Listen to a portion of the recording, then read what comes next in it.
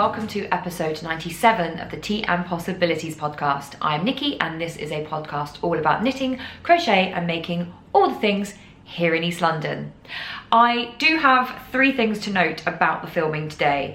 1, I'm not using the autofocus. It is a nightmare. It is constantly dropping in and out. So I'm going back to manual focus, but because I don't live at home anymore, my mum isn't here to help me do it and sit in and be my test. So hopefully this is in focus. I don't have my glasses on, so I can't tell.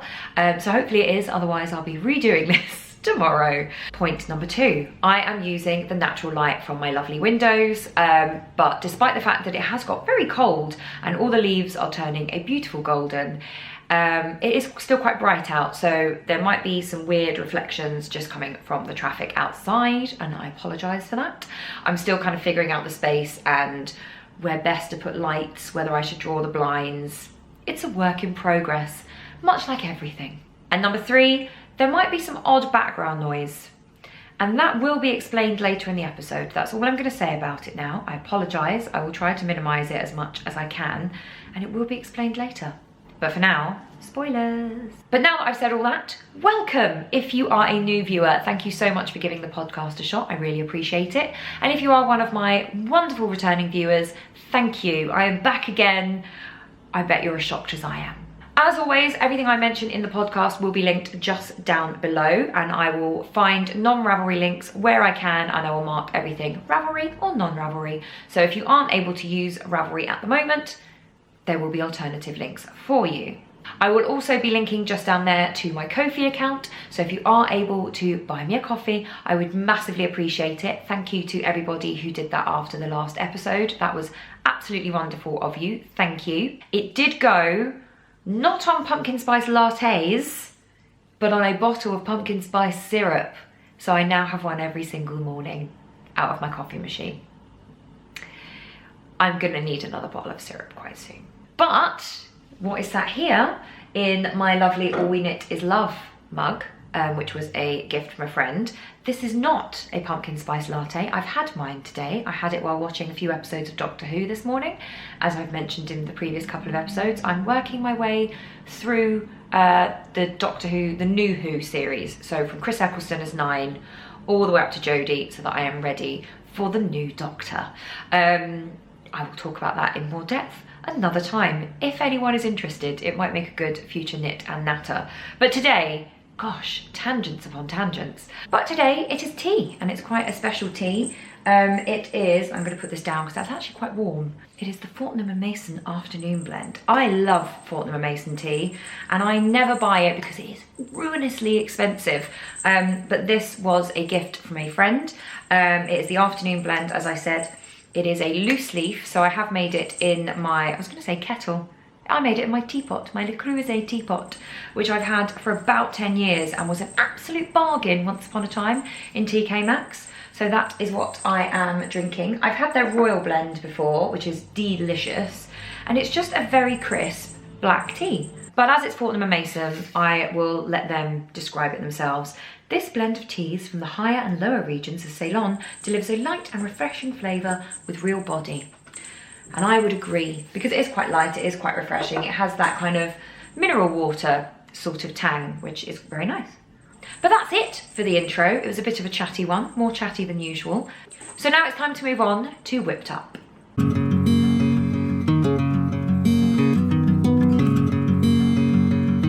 Now, the last few episodes, including this one, I have not had a huge amount to share with you, just because I haven't been at my knitty best, which is absolutely fine.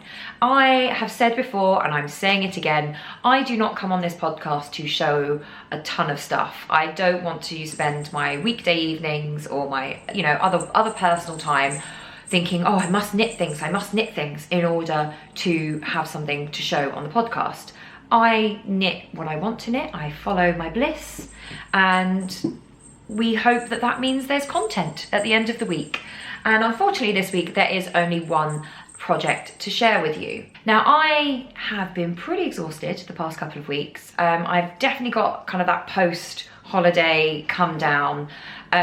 Work also, there was a lot of stuff I had to catch up on, and then a lot of projects that I had to pick back up and yeah, a lot of stuff going on. So I come back and I'm quite tired, and I just don't really want to do stuff that I have to think about. So that does mean, unfortunately, I haven't picked up my Gigi cardigan. And unfortunately, I'm just at the stage in the project where I have to do assembly and figuring out, and I'm not mentally there at this point. I've got a really quiet weekend this weekend, apart from speaking with you all. So I'm hoping that that will mean I have the brain space probably tomorrow to work on my cardigan and get a lot more of it done. There's that background noise again, but as I said, spoilers. So what I have been doing, and what has been like a hot chocolate for my brain, actually, has been my litmus cow. Now, this project is basically a sock on a much larger scale, and at no point do I have to do any ribbing, a heel, decreasing. It is hot chocolate for the brain right now, and I absolutely love it. And it has been so soothing at the end of a long day. I will cook something, I'll wash up, I'll tidy the flat, and I will sit down to watch Doctor Who with this little beauty. Now, I am using multiple stranded dye works colours, and the main part of the cowl is this. I'm trying to get it so it doesn't reflect the light. It is Jude's Pride 2022 collection, but Jude did not dye every colour in this particular Pride rainbow. Oh no, every colour is dyed by a different LGBTQIA person in the yarn dyeing community. And as I said before, I will introduce you to each dyer as I get to their colour. So let's see which colour I'm up to. So as I showed you before, this is the black, which I started off with, and this is by What Mustard Made. I am then using First Frost by Jude of Stranded Dye Works to space out each colour. And then I am at the brown, which was by Jude of Stranded, another grey stripe. And now I've done the red. And the red is by Creative Anarchy Yarn. So this is rebellious hand-dyed yarn inspired by music, movies, nature, or whatever else strikes her fancy. Hannah likes to dye as she dresses, dark and moody with the occasional pop of 1970s bold brightness. And I think that the red fulfills that quite a lot. It is quite dark and moody. It's one of the more, not speckled, more tonal. It's a lot more tonal than the brown and the black. And I love it. It's a really, really good shade of red. That is a properly cherry Christmas red. I really, really love that. Then again, we have the grey because that's what I'm using. And again, we have the grey because that's what I'm using to differentiate between the colours. And now I have just started the orange, which you can't really see. So I'm going to get the little ball out, which is there. And this is Dystopic Fibre. John is the dyer behind Dystopic Fibre. Based in Glasgow, he takes inspiration from sci-fi and fantasy. Sounds like a bit of me. His current inspiration is Apocalypse by Mushroom, resulting in several mushroom-themed yarn collections. I have no idea what that is, but I can assure you I will be looking it up. And obviously, because of the time of year, obviously, I am loving this. This is pumpkin-y gorgeousness. And look, squish, squish. Look at it, look, little pumpkin. I love this. I can't wait to see this knit up. I'm only about 2 rows in, so you can't really see. But you'll be able to see the orange completed when I next podcast. So yes, that is the progress on my litmus cowl.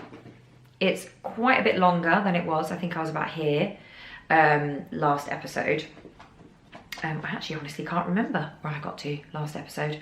But it's getting on. How many more do I have to put in? How many more colours? So I'm on colour 4 of 10. So I'm about halfway, which is pretty good going, I think. So this will definitely be finished this year in time for the much colder weather. Although having said that, it is really cold here at the moment. Blanket is out.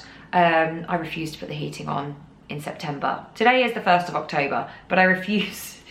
I refuse. It's not properly cold yet, so we are just wrapping up instead. Now you're probably thinking, is that it? And yes, that is it.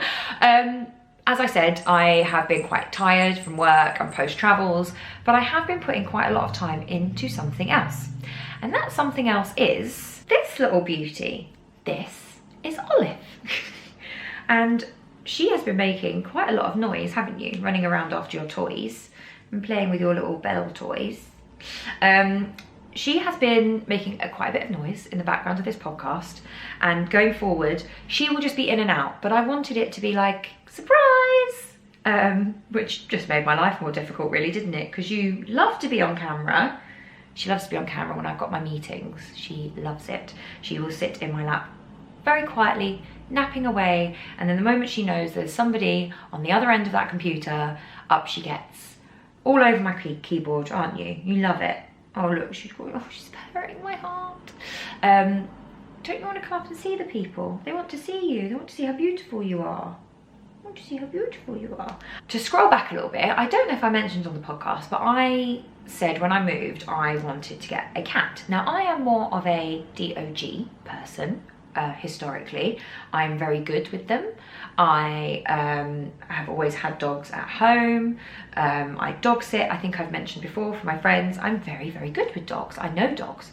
Don't really know anything about cats. Don't really know any cats. Never had a cat. But when you live on your own, that's quite a lot of responsibility. Whereas I thought a cat, more independent. So it'll be more like a little housemate, which will be really nice. And I decided I was going to start looking for a cat when I got back from New York. Because I'm, as I said, not planning to really travel much the rest of the year. I had planned to get a rescue cat. I was going to try and find the oldest, ugliest one in the shelter because I know that they struggle to find homes. But when I went to visit my nan on my birthday, her birthday, sorry, it wasn't mine. You're going to jump onto my project bag now, aren't you? She loves the tassels. There she goes.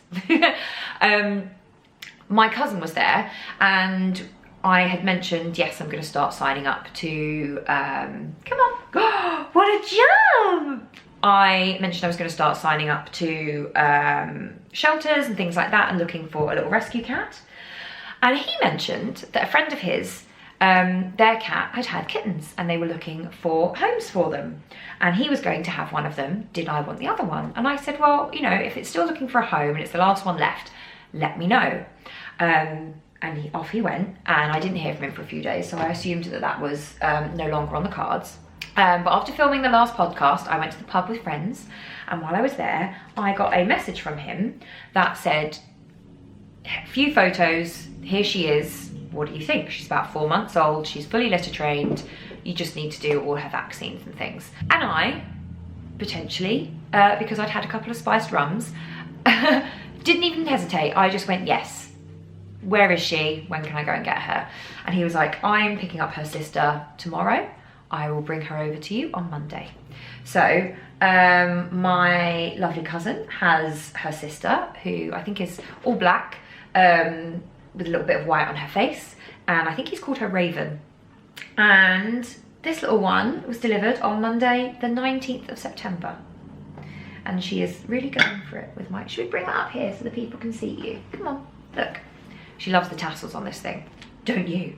Yeah. And she's been with me ever since, and she's already grown quite a bit. We've been to the vets, we've had vaccines, worming, flea treatments, we're doing all of that, and she is an absolute delight. It took me a little while to name her. I couldn't figure out what to call her, but she is now, as I said, Olive. But that is what I've been working on. That has been a slight distraction over the past couple of weeks. We're learning not to chew yarn and not to grab the yarn when I'm knitting. She has not been near the cat bed that I bought her, of course. But as I say, she quite happily sits on my lap all day long when she's not running around tearing the place apart. So I hope that you will forgive me for not having oodles of knitting done, but I have been quite pleasantly distracted, haven't I? This is also her first time seeing the camera, and I'm surprised she hasn't attempted to climb the tripod yet. Because she does love to climb the clothes horse when the laundry's drying. But yeah, there you go. So you'll be seeing a lot more of her running around the background of these podcasts going forward, I imagine. Loves to be on camera. Loves it, don't you? But yeah, that's kind of been where my attention has been over the past couple of weeks. And she's been slightly distracting for this podcast because I was trying to keep her off camera till I did the big reveal. So if this is a little bit more choppy changey than usual, that would be why. But that's it. that's it for Whipped Up. I have been working on the relationship with my kitten and my litmus cow. So it's probably quite good that I had All You Knit Is Love on my mug today. But that's it for Whipped Up. But let's move on to Knit and Natter.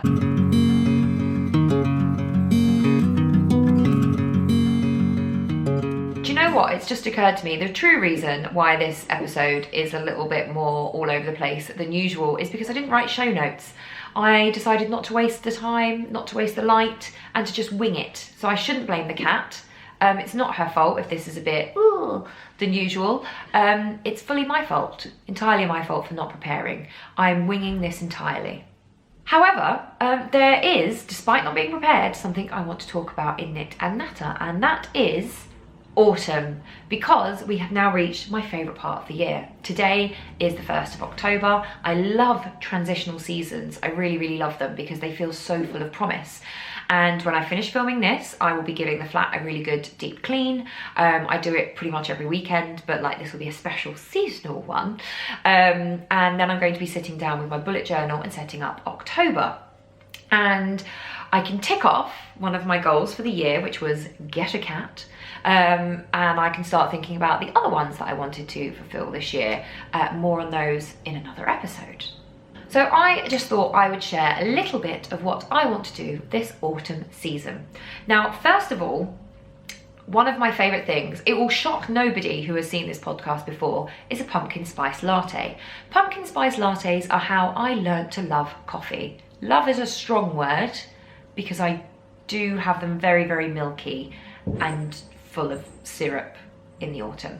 I bought myself the pumpkin spice latte syrup from TK Maxx, which worked out about the price of just buying one PSL from Starbucks. So I am much, much happier with that. And I use my espresso machine and I make one every day, and it is a lovely way to start the day. And then I go over to my beloved tea. So I will be doing that, and I will probably find myself something equally seasonally for the winter season when it comes. I'm really hoping to lift my knitting mojo. It is coming back, as I described earlier. It has been hot chocolate for my soul these past couple of weeks when I've been really, really tired. So I will be adding some Christmas socks to my list because, as I said, I've got the West Yorkshire spinners coming. I've got a couple more skeins of Christmas yarn that I need to get knit up, so I'll be working on those. I also need to sit down and sort out the advent calendar swap that I do with Jude and Katie every year, so I'll be looking at that in the next few weeks. But I'm also, I find transitional seasons a really good time to do things. They have a good amount of momentum behind them. So this month I'm getting new blinds fitted. The blinds that came with the flat are not the nicest, and they are I think all of them but one are broken in some way. So I dug into the savings and I'm having these all redone. Oh, she's found her ball. The ball with the belts in. So I am getting those replaced, and I'm hoping to figure out my picture situation. I don't have anything hanging up on the walls at the moment, and I have a ton of things that I want to do, and autumn feels like a really good time to do that. So I'm going to have a look through them, figure out frames, get all that sorted, and then I'll probably have a friend come over to help me because it helps to hold them up and have an extra eye. And we'll have something lovely to eat, to watch some films, and we will do that. And then that will be complete. And then the only thing outstanding on my to-do in the home list is the bench that has been sat there since July, unbuilt. So I do need to get that built at some point. Although in my defense, it's unbuilt because I've got the wrong screws for it. So I just need to get the right screws. And that is not gonna sit there. That's not gonna still be there in 2023. It is gonna get done. So I'm gonna try and use the momentum of transitional seasons to transition my home complete. I did organise my cupboards. I did do some filming on it, and I've kind of got a little bit of something that I could share. I don't know if it's particularly interesting. I might bung it up regardless. So I'll work on that over the next few months. But for me, I love this season because it's about bedding down. It's about getting candles and blankets and preparing for the winter season. I would really, really love to hear what you guys are looking forward to in the autumn season. What are your favourite autumn things to do? Help me add to my list. Up you get. We're going to say goodbye to the lovely people who want to see your beautiful face. Oh, I'm sorry. Let me move my legs so they are more comfortable for you. Yes? Yes. Wow. That's kind of it. I think this is going to be an uber short episode, shockingly enough, because I've only got one thing to show for myself. But you know what? I'm giving you a pass. We are not put on this planet to be productive. We're not here to produce. We're here to find our own joy and love and happiness. And as long as you are, that's all that matters. And I'm not going to turn into a production knitter, because how can I sit here then and tell you that I've enjoyed the projects that I'm working on if I'm just like, oh, knitting like a mad thing, trying to produce stuff just to have something to show. So I offer the really beautiful little kitten as compensation for the lack of knitting content, and promise you that if I do more over the next couple of weeks, there will be more to show, but I'm not going to promise that I'm going to go away and make a load of stuff, because that would defeat the object of the fact that we find joy in it. But that's it for this week. A really short episode, which means you don't have to sit here listening to me blather on for too long. So there we go, silver linings. I'm going to go away and do some cleaning, and then do some editing, and maybe do the other video as well while I'm at it. Will I be distracted by a beautiful little kitten? Probably. But I'm not complaining. So with a bit of luck and barring any major disasters, I will be back in a couple of weeks' time. And in the meantime, I hope that you are enjoying as much of what you do and what you have to do as you possibly can. I hope you're enjoying your knitting, the weather, your cup of tea, and I will see you very soon for another one of these. See you then. Bye.